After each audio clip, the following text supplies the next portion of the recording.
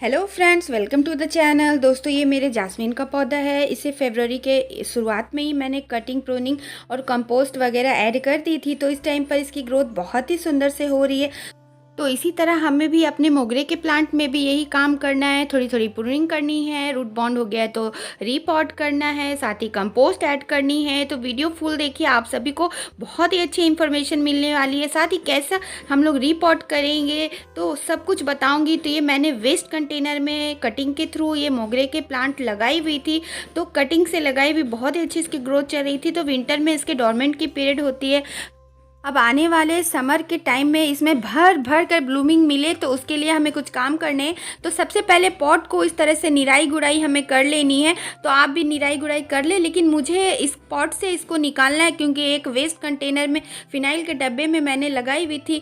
तो इस तरह के पॉट में हम लोग पौधे तो लगा देते हैं, अच्छी चलती है, लेकिन जब ये रूट बॉन्ड हो जाता है तो उस टाइम पर निकालना थोड़ा कठिन होता है क्योंकि ये बहुत ही सॉफ्ट मटेरियल की होती है। तो निकालते वक्त ये जो कंटेनर है ये मुड़ चुड़ जाता है और मैं इसे बर्बाद नहीं करना चाह रही थी, वरना आप काट कर भी हटा सकते हैं। तो इन्वायरमेंट को अच्छा करने के लिए वेस्ट कंटेनर का यूज़ तो हमें करना ही चाहिए। इस तरह से अपने घरों में पुराने जितने भी डब्बे वगैरह हैं उनको आप गार्डनिंग में यूज़ कर सकते हैं। तो इस तरह से खींच खाच कर मैं जैसे तैसे इस प्लांट को पॉट से बाहर निकाली।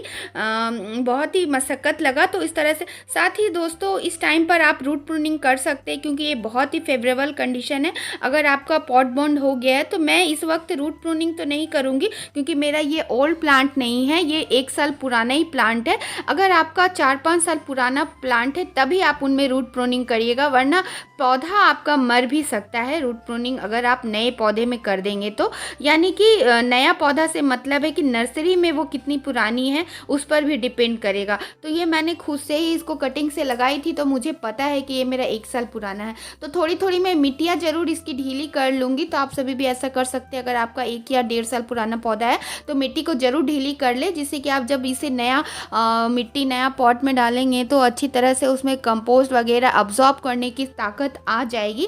तो मिट्टी ये मेरी बहुत ही अच्छी सैंडी और भुरभुरी सॉइल थी तो आराम से निकल गया। वरना आप जब मिट्टी ढीली करना चाहते हैं तो उसको पानी में डिप कर देंगे तो उससे भी मिट्टी ढीली हो जाती है। तो उसके बाद हमें कुछ काम करने हैं जो आगे आने वाले दिनों में बहुत ही अच्छी ग्रोथ होगी। तो वो क्या करना है, तो थोड़ी थोड़ी टिप की आप प्रूनिंग कर दे, जो सूखे साखे जो जितने भी ब्रांचेस है उसको कटाई छटाई कर दे ताकि इसमें कोई भी तरह का फंगस नहीं लगे। तो साथ ही मैं आपको इसमें ब्लाइंड सूट के बारे में भी बताने वाली हूँ। तो बने रहिएगा इस वीडियो पर। साथ ही सब्सक्राइब नहीं किया होगा चैनल को तो जरूर सब्सक्राइब करें, बेल बटन आइकन को भी प्रेस करें ताकि आने वाले वीडियो की नोटिफिकेशन मिले।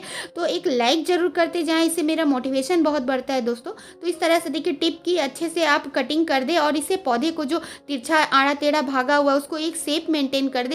इससे आपका पौधा बहुत ही सुंदर लगेगा और गोल गोल सी एक राउंड बॉल शेप में आ जाएगी। तो बहुत ही ब्यूटीफुल लगने वाला आने वाले दिनों में आपका पौधा। तो इस तरह से इसकी शेप मेंटेन कर दे और अगर आपकी कटिंग अच्छी से निकली है तो आप उन कटिंग को भी लगा सकते हैं। तो इस तरह से देखिए यहाँ पे ब्लाइंड शूट मुझे दिख रहा है, आगे ये गोल गोल होकर इसकी ग्रोथ रुकी हुई है, कोई भी ग्रोथ नहीं दिख रहा है। तो ऐसे ब्लाइंड शूट को अगर हम लोग रहने देंगे तो यहाँ से ना कोई ब्रांचेस निकलेगी ना कोई कलियाँ फेंकेगी। तो इसमें अच्छी ग्रोथ के लिए इन ब्लाइंड शूट को हटाना बेहद ज़रूरी है क्योंकि ब्लाइंड शूट का यही एक उपाय है कि उसे हम लोग कटिंग प्रूनिंग करके हटा दे, तभी वहाँ से अच्छी ग्रोथ निकल कर आएगी।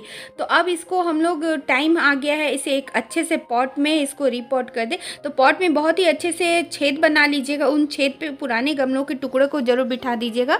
तो इसे ड्रेनेज होल कवर नहीं होगी, वरना अगर आप लोग पुराने गमले के टुकड़े या कोई भी कंकड़ पत्थर नहीं डालेंगे और डायरेक्ट मिट्टी डाल देंगे तो उससे जो गमले की छेद है वो बंद हो जाएगी, यानी कि वो ड्रेनेज होल कवर हो जाएगा मिट्टी से। तो फिर आपका पौधा में पानी रुकेगा तो उससे पौधे की जड़ें खराब होगी, फंगस लगेगा, फंगस लगने से पौधा धीरे धीरे करके मर जाएगा। तो हम लोग तो नहीं चाहेंगे ना कि पौधा हमारा मरे।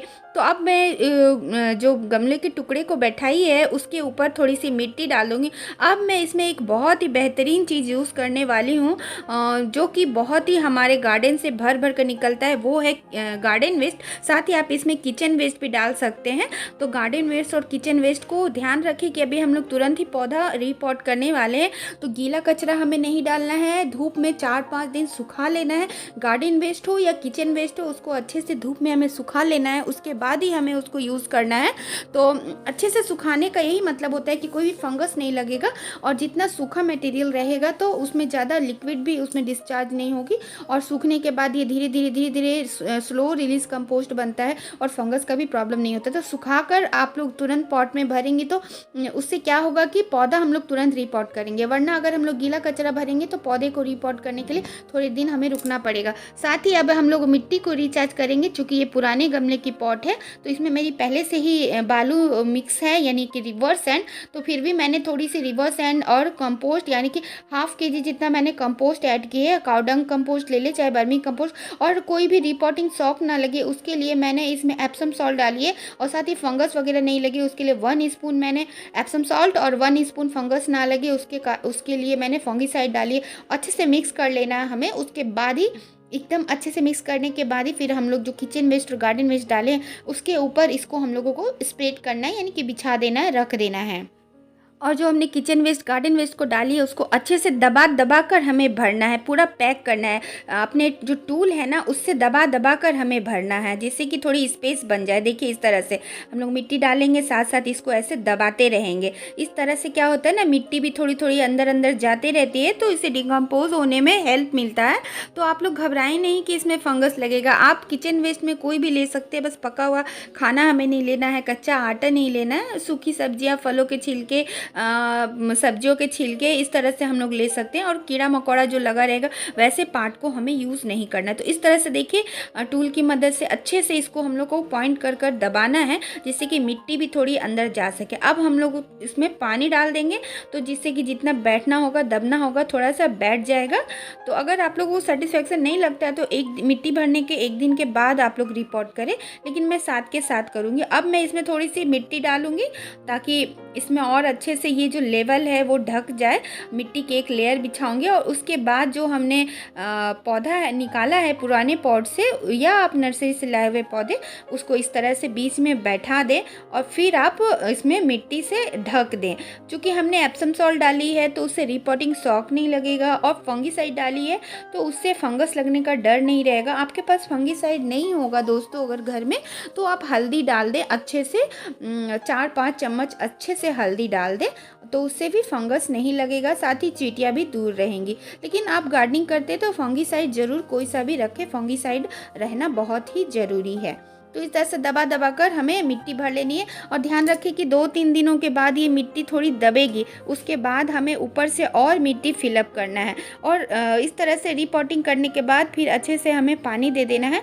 और इसको अभी हम लोग छाया वाले जगह पर रखेंगे, धूप में नहीं रखेंगे, क्योंकि इसकी जड़ें हमने खोली हैं, तो धूप में रखने से पौधा थोड़ा मुरझा सकता है। और धीरे धीरे 1 हफ्ते के बाद इसमें बहुत ही अच्छी ग्रोथ देखने को आप लोगों को मिलेगी। तो इस तरह से फिर मैंने वाटरिंग कर दी है ताकि ये इसकी प्यास बुझ जाए, और जो भी हम लोग कंपोस्ट वगैरह डाले हैं वो अच्छे से पौधे अब्जॉर्ब कर सके।